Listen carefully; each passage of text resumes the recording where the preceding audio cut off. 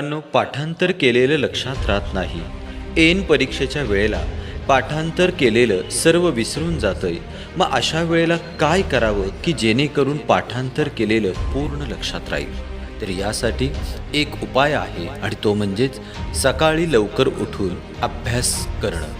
तर मित्रांनो, आजच्या या व्हिडिओमध्ये आपण सकाळी लवकर उठून अभ्यास केल्याचे कोणकोणते फायदे होतात ते पाहणार आहोत.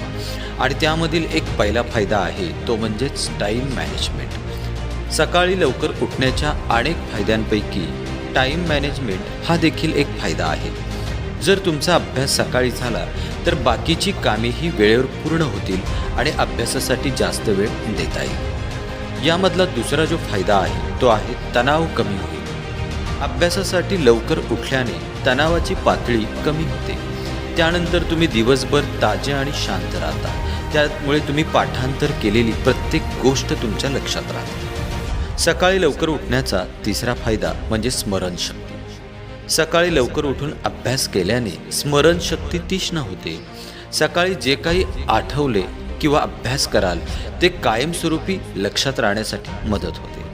त्यानंतर पाचवा फायदा आहे विचार करण्याची क्षमता वाढते. सकाळी मन एकदम फ्रेश राहते.